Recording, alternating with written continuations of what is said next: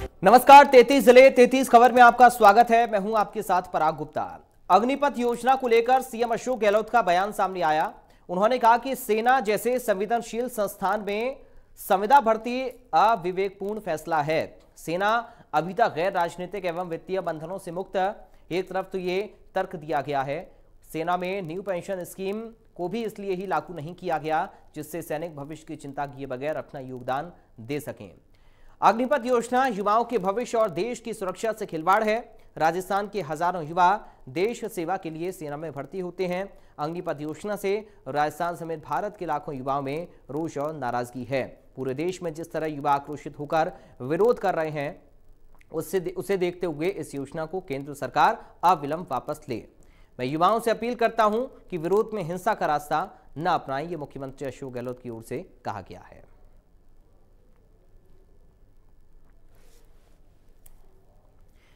ED के खिलाफ राहुल के समर्थन में कांग्रेस पार्टी के नेताओं ने जयपुर में राजभवन का घेराव किया और सिविल लाइंस फाटक पर पुलिस और कांग्रेस नेताओं के बीच झड़प भी हुई।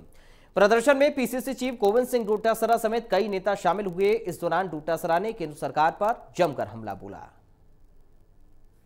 राहुल गांधी से ईडी की पूछताछ के विरोध में जयपुर में राजभवन का घेराव किया गया। कांग्रेस नेताओं ने सिविल लाइंस फाटक पर प्रदर्शन किया। प्रदेश अध्यक्ष गोविंद सिंह डोटासरा समेत कई नेता बैरिकेड्स पर चढ़ गए। पुलिस ने उन्हें रोकने का प्रयास किया। कुछ कार्यकर्ताओं से पुलिस की धक्का मुक्की भी हुई। डोटासरा ने आरएसएस बीजेपी पर जमकर हमला बोला। डोटासरा ने कहा है, बीजेपी के आज 5 स्टार होटल जैसे ऑफिस जिलों में बन रहे हैं, इनके पास इतना पैसा कहां से आ गया। आरएसएस बीजेपी के लोग खुद भ्रष्टाचार में सबसे आगे हैं। भ्रष्टाचार की सीमाएं पार करने वाले ये लोग हमको सवाल पूछते हैं भ्रष्टाचार के मामले में। राहुल गांधी को सवाल पूछते हैं कि तुम्हारे पास पैसा कहां आया। अरे मोदी जी, तुम बताओ, तुम्हारे हिंदुस्तान में 600 कार्यालय कहां से बने? तुम्हारे तो आगे पीछे भी नहीं है, तो तुम्हारे पास कहां से पैसा आया? आज मैं सीकर से आता हूं, सीकर में 5 स्टार होटल की तरह इनका कार्यालय है। आज हिंदुस्तान की दिल्ली राजधानी हमारी, उसके अंदर 1000, 1500, 2000 करोड़ रुपए का इनका कार्यालय बन रहा है। इनके लोग, आरएसएस के लोग 20-20, 25-25, 30-30 करोड़ रुपए की रिश्वत लेते कैमरे में कैद हो रहे हैं। ये हमको ईमानदारी का पाठ पढ़ाएंगे। ये तो ठेठ एडी से लेके चोटी तक चोरते लोग हैं, इनसे हम डरने वाले नहीं हैं। मैं आज बहुत खुश हूं कि हमारे युवा और हमारे नेता में इनकी बोटी बोटी नाच रही है, जोश में, कि हम राहुल गांधी से पहले हम जेल में जाना चाहते हैं।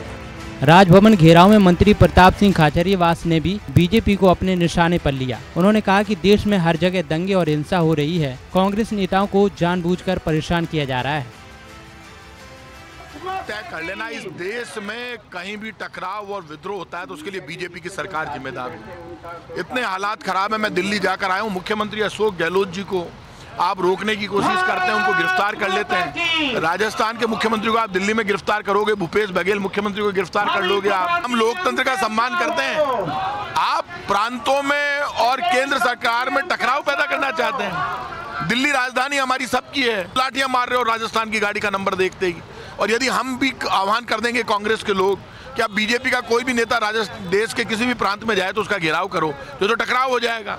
हमें लाठी और गोली से मारना चाहते हैं, राहुल गांधी की आवाज को दबाना चाहते हैं। क्यों? राहुल गांधी ने क्या गुनाह कर दिया? महंगाई के ऊपर बोलते हैं, बेरोजगारी पर बोलते हैं, भ्रष्टाचार पर बोलते हैं, तो बोलेंगे। इंदिरा गांधी के पोते को गोली से और लाठी से नहीं डरा सकते। इस देश में आतंकवाद खत्म करना, महंगाई खत्म करना, बेरोजगारी खत्म करने के लिए कांग्रेस सड़कों पर लड़ेगी। हमारी आवाज जितनी बंद करने की बीजेपी कोशिश करेगी, वो बीजेपी के अंत का कारण बनेगी। अब सेना भर्ती योजना लेकर आए, पूरे देश का नौजवान मोदी सरकार के जुल्म के खिलाफ खड़ा हो गया है। अब आप तो सेना के सामने जो जनता का, जवानों का डेडिकेशन है, वो खत्म करना चाहते हैं। 4 वर्ष के लिए भर्ती, ये जो पाप आप कर रहे हो, ये इस तरह के पाप हम बर्दाश्त नहीं करेंगे। हम मुकाबला करेंगे, लड़ेंगे, मरेंगे, लेकिन हमारी आवाज को दबाने की जो भी कोशिश करेगा, कुचलने की कोशिश करेगा, हम उनसे डरते नहीं, उनसे मुकाबला करेंगे। राहुल गांधी से लगातार ईडी की पूछताछ को लेकर कांग्रेस देश भर में अपना विरोध प्रदर्शन कर रही है और केंद्र सरकार को आड़े हाथ लेने में कोई कसर नहीं छोड़ रही है। Bureau report, India news, Rajasthan. UDH मंत्री शांति धारीवाल की पहल पर कोटा को कैटल फ्री बनाने की योजना पर काम किया जा रहा है। 19 जून को मंत्री शांति धारीवाल की मौजूदगी में देवनारायण आवासीय एकीकृत योजना में भव्य समारोह का आयोजन किया जाएगा। इस दौरान पशुपालकों को कब्जा पत्र और आवासों की चाबियां सौंप दी जाएंगी। कार्यक्रम के आयोजन से पूर्व नगर विकास न्यास के ओएसडी और सचिव राजेश जोशी ने देवनारायण आवासीय योजना का जायजा लिया। बता दें कि पहले फेज में 500 से अधिक पशुपालकों को देवनारायण आवासीय एकीकृत योजना में शिफ्ट किया जाएगा।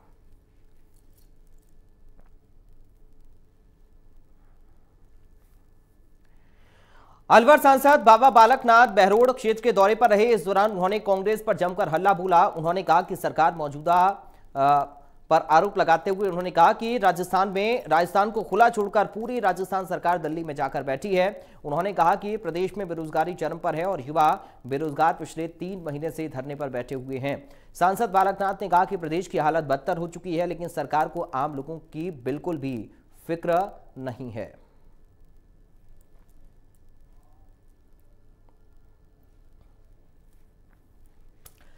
उधर जयपुर रेंज के आईजी उमेश चंद दत्ता अलवर के नीम राणा थाने पहुंचे। इस दौरान आईजी उमेश चंद दत्ता को जवानों ने गार्ड ऑफ ऑनर दिया। आईजी उमेश चंद दत्ता ने अपराध पर अंकुश लगाने और पीड़ितों को न्याय दिलाने के निर्देश दिए। इसके साथ ही उन्होंने पुलिस को अपनी छवि सुधारने के निर्देश भी दिए। आईजी दत्ता ने हार्डकोर अपराधियों को चिन्हित कर पकड़ने के भी निर्देश दिए।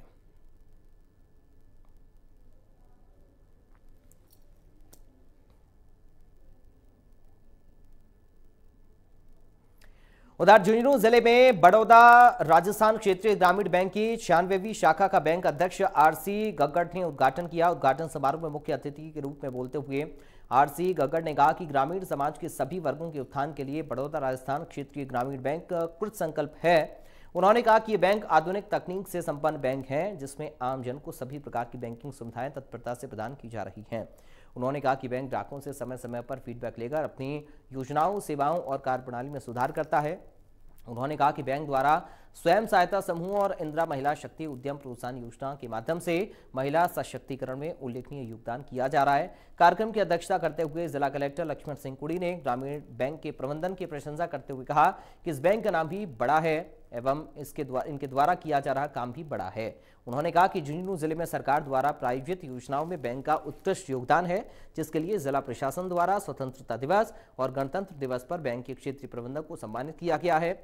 विशिष्ट अतिथि जवाहर चौधरी, मुख्य कार्यकारी अधिकारी, जिला परिषद झुंझुनू ने बैंक के सहयोग की सराहना की और प्रशासन की ओर से पूरे सहयोग का आश्वासन दिया। कार्यक्रम में कलेक्टर ने नवाचार मिशन HSHE के तहत 3 महिलाओं को 12 लाख रुपए और इंदिरा महिला शक्ति उद्यम प्रोत्साहन योजना के तहत 50 लाख रुपए का ऋण वितरित किया। कार्यक्रम में मौजूद महिला अधिकारिता विभाग के विप्लव न्योला ने कहा कि बड़ौदा राजस्थान क्षेत्रीय ग्रामीण बैंक आमजन का बैंक है, जहां बगैर व्यवधान की सेवा एवं सहयोग मिलता है। इस बैंक की बदौलत झुंझुनू जिला इंदिरा महिला शक्ति उद्यम प्रोत्साहन योजना में बैंक राज्य स्तर पर प्रथम रहा है। कार्यक्रम में विशिष्ट अतिथि के तौर पर हिमांशु सिंह, जिला जनसंपर्क अधिकारी, बड़ौदा राजस्थान क्षेत्रीय बैंक रीको शाखा के क्षेत्रीय प्रबंधक अखिल कुमार अग्रवाल, भारत संचार निगम लिमिटेड के महाप्रबंधक राकेश वर्मा, जिला उद्योग केंद्र के शिवकरण लीड बैंक मैनेजर रतन लाल वर्मा और गीतांजलि ज्वेलर्स के शिवकरण जानू भी मौजूद रहे। कार्यक्रम का संचालन वरिष्ठ प्रबंधक राकेश शर्मा ने किया। बैंक के क्षेत्रीय प्रबंधक योगेश कुमार शर्मा ने सभी अतिथियों का स्वागत किया और बैंक की गतिविधियों की रिपोर्ट प्रस्तुत की।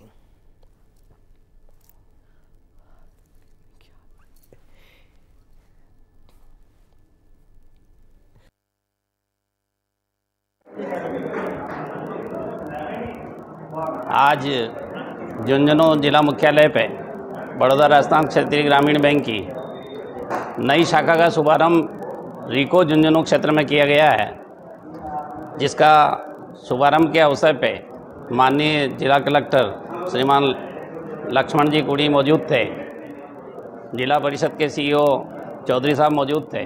मैं ये बताना चाहूँगा कि झुंझुनू जिले में हमारे बैंक की ये 96वीं शाखा है और राजस्थान राज्य की 874वीं शाखा है। ये शाखा मुख्यतः MSME सेगमेंट को छोटे और बड़े ऋण प्रदान करने के लिए खोली गई है।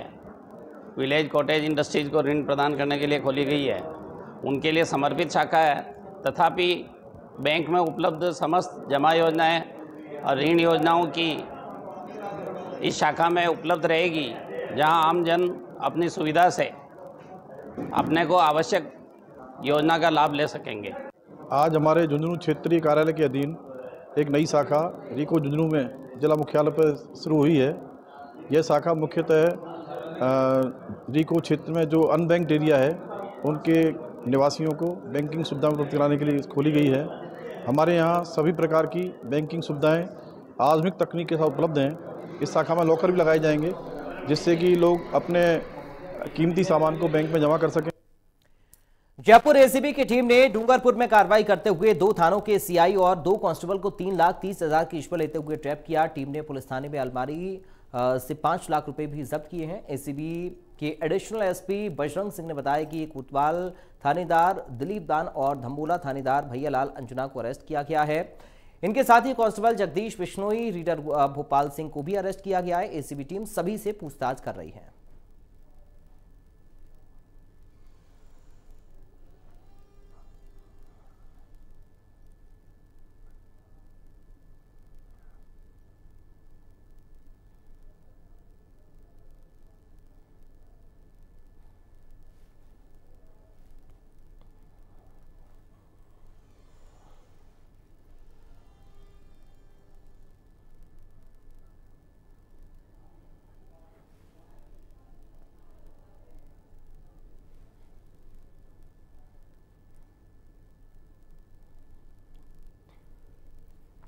उदयपुर के सविना थाना पुलिस ने बड़ी कार्रवाई करते हुए गाड़ी चोरी के अंतर्राज्यीय गिरोह का पर्दाफाश किया है। कार्रवाई के दौरान पुलिस ने 4 आरोपियों को गिरफ्तार किया। आरोपियों के पास से 1 कार और 20 बाइक बरामद की गई।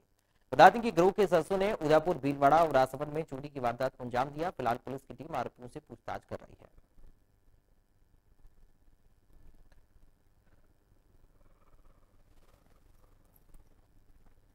हनुमानगढ़ के बेरवालों की डाड़ी में कुआं धंसने से एक मजदूर मिट्टी में दब गया। इस दौरान सूचना पर पुलिस की टीम मौके पर पहुंची और मजदूर को निकालने के लिए रेस्क्यू ऑपरेशन किया गया, लेकिन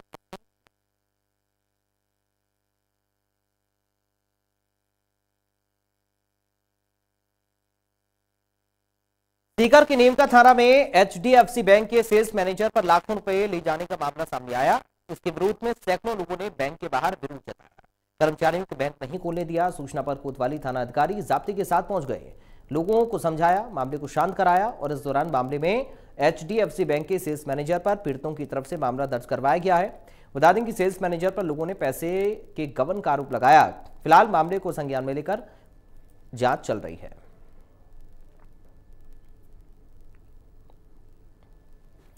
झालवाड़ में सर्व ब्राह्मण महासभा के पदाधिकारी कलेक्ट्रेट ऑफिस पहुंचे और बीजेपी की सस्पेंड प्रवक्ता नुपुर शर्मा को मिल रही धमकी का विरोध किया।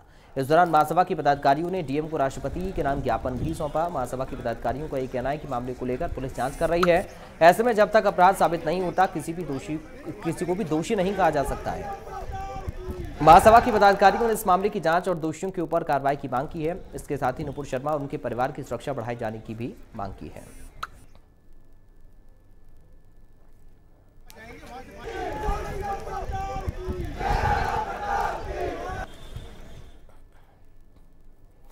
केंद्र सरकार द्वारा सेना में अग्निपथ योजना लागू किए जाने को लेकर ढीडवाना में विरोध शुरू हो गया है। सेना भर्ती की तैयारियों में जुटे युवाओं ने शहर में रैली निकाली और मोदी सरकार के खिलाफ जमकर नारेबाजी की। बता दें कि इस दौरान गुस्सा युवाओं ने फव्वारा सर्किल पर जाम लगा दिया। इससे कुछ समय के लिए यातायात भी बाधित हो गया। युवाओं का यह कहना है कि सरकार की योजना के बाद उनकी उम्मीदें धराशायी हो गई हैं। सरकार का एक कदम बेरोजगार युवाओं के खिलाफ है। सेना भर्ती में जिले भर से 25,000 से अधिक आवेदन केवल नागौर जिले से आते हैं। देश की आज़ादी से लेकर अब तक नागौर जिले के सैनिकों ने देश की रक्षा के लिए अपनी महत्वपूर्ण भूमिका निभाई है। युवाओं ने सरकार से इस फैसले पर पुनर्विचार की मांग की है।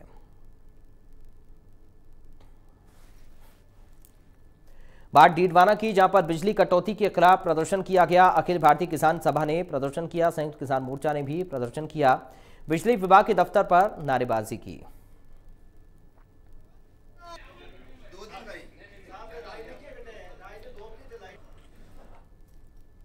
लालसोट के रामगढ़ में एक बहुत ही अजीबोगरीब मामला सामने आया। बता दें कि पत्नी पर अवैध संबंध का आरोप लगाते हुए पति ने अपनी पत्नी को जान से मार दिया।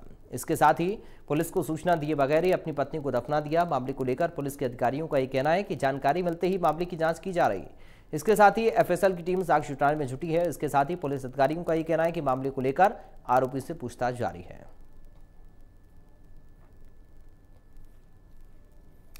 केंद्र सरकार की ओर से लागू की गई सेना के लिए अग्निपथ योजना का देश भर में विरोध हो रहा है। सेना की तैयारी कर रहे अभ्यर्थी इसके लिए सड़कों पर उतर आए हैं। प्रदेश के कई जिलों में भी इसको लेकर विरोध देखा गया। आपको 4 तस्वीरें हम दिखा रहे हैं। जोधपुर, भीलवाड़ा, सीकर और टोंक में अभ्यर्थियों ने जोरदार प्रदर्शन किया। अभ्यर्थियों ने भर्ती परीक्षा को रद्द करने की मांग की।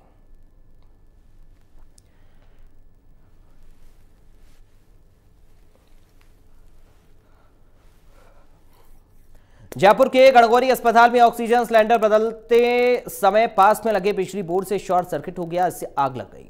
आग लगने से ऑक्सीजन सिलेंडर बदल रहा कर्मचारी धमाके की आवाज से डरकर बाहर आ गया। इस दौरान आग की सूचना से अफरा तफरी मच गई। इसके बाद सूचना पर पहुंची सिविल डिफेंस और फायर ब्रिगेड ने महज 15 मिनट में आग पर काबू पा लिया। आग लगने की वजह से 10 मिनट तक ऑक्सीजन की सप्लाई रोकनी पड़ी। अधीक्षक डॉक्टर लनेश्वर हर्ष ने जानकारी दी और बताया कि ऑक्सीजन सप्लाई की वजह से किसी को परेशानी नहीं हुई।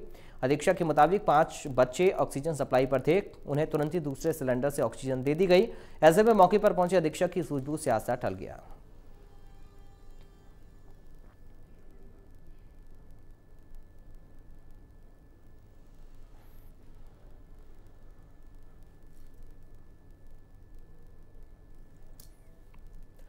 श्री गंगानगर के सूरतगढ़ में पत्थरबाजी के विरोध में उपखंड कार्यालय पर पहुंचे बजरंग दल और वीएचपी के कार्यकर्ताओं ने धरना देकर नारेबाजी शुरू कर दी। बता दें कि नुपुर शर्मा के समर्थन में जमकर नारेबाजी कर रहे राष्ट्रपति के नाम उपखंड अधिकारी को ज्ञापन भी सौंपा।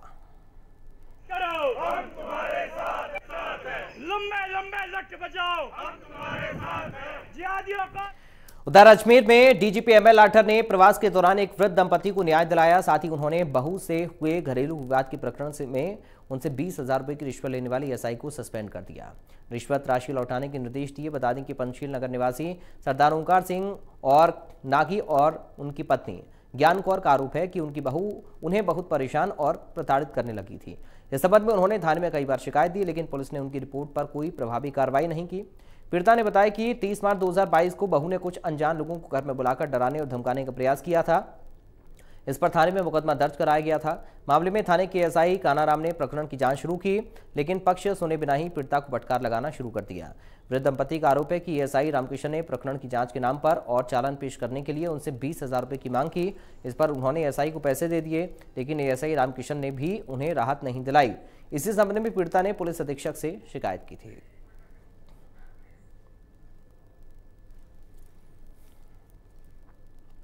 सवाई माधोपुर स्थित रणथंभौर से एक बार फिर से वन्यजीव प्रेमियों के लिए खुशखबरी आई है। इस बार रणथंभौर की बाघिन T93 ने 3 शावकों को जन्म दिया है। बाघिन और उसके शावकों की तस्वीर वन विभाग के फोटो टैप कैमरे में कैद हो गई। वन विभाग की ओर से सुरक्षा के मद्देनजर बाघिन और शावकों की मॉनिटरिंग बढ़ा दी गई है। रणथंभौर के वन अधिकारियों के मुताबिक बाघिन की उम्र करीब 6 साल है। बाघिन T93 दूसरी बार मां बनी है। उसके बाद अब रणथंभौर में बाघ, बाघिन और शावकों की संख्या का आंकड़ा 80 पर पहुंच गया है।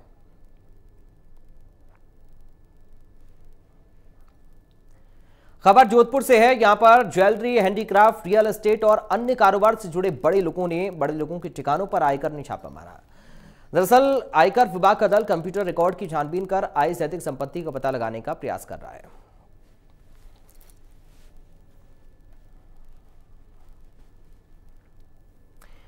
श्री माधोपुर में पुलिस ने अपहरण करने वाले 2 आरोपियों को गिरफ्तार किया। थाना अधिकारी करण सिंह ने बताया कि 13 जून को सूचना मिली कि स्वामियों की ढाणी में प्रकाश पुनिया का कुछ लड़कों ने अपहरण कर लिया, जो एक गाड़ी और मोटरसाइकिल से फरार हुए। सूचना पर पुलिस ने तत्काल आरोपियों का पीछा किया और परिवादी की सहायता से 2 आरोपियों को गिरफ्तार किया। इसके बाद पुलिस ने दोनों आरोपियों को न्यायालय में पेश किया। यहाँ कोर्ट ने आरोपियों को न्यायिक अभिरक्षा में भेज दिया है।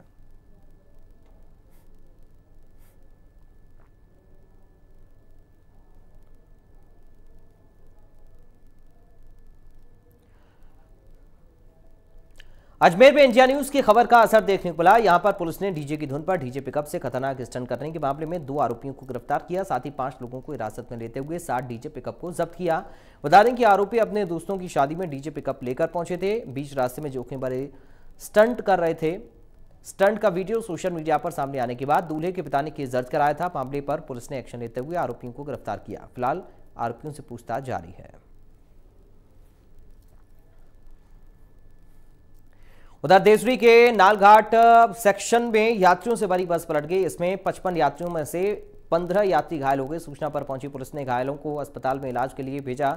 जानकारी के मुताबिक बस अहमदाबाद से परशुराम महादेव जा रही थी, लेकिन देसरी नालघाट में अनियंत्रित होकर चट्टानों से टकराने के बाद पलट गई।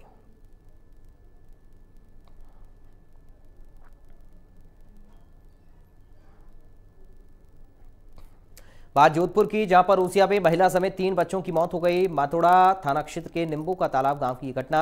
मृतक महिला के पियर पक्ष का आरोप है कि महिला और बच्चों को मारकर पानी के टांकी में डाला। पियर पक्ष ने पुलिस को दहेज हत्या की रिपोर्ट दी। चारों के शव सीएससी की मोर्चरी में रखवा दिए गए। पोस्टमार्टम को लेकर परिजनों और पुलिस के बीच विवाद हुआ। परिजन मृतकों का जोधपुर में पोस्टमार्टम करवाना चाहते हैं। बालेसर डिप्टी राजूराम मातोड़ा थानाधिकारी इमरान खान मौके पर मौजूद रहे।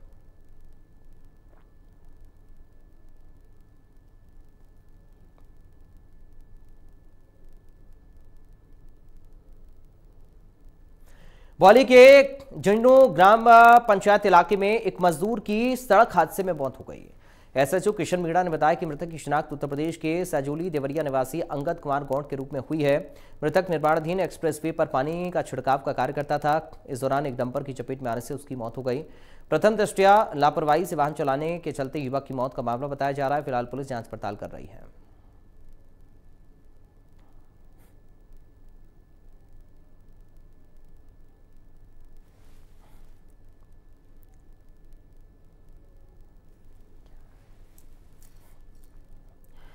अजमेर में कॉलेज रोड स्थित एक पेट्रोल पंप पर अचानक से हुए हमले से अफरा तफरी मच गई। कुछ लोग हाथ में डंडे और क्रिकेट बैट लेकर आए थे।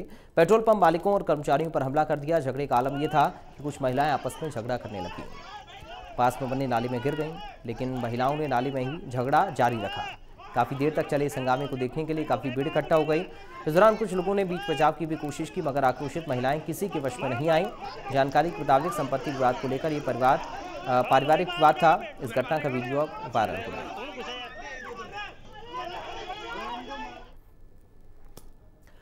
तो फिलहाल इन तमाम खबरों के साथ 33 जिले और 33 खबरों से मुझे दीजिए इजाजत। बाकी खबरों के लिए आप देखते रहिए इंडिया न्यूज।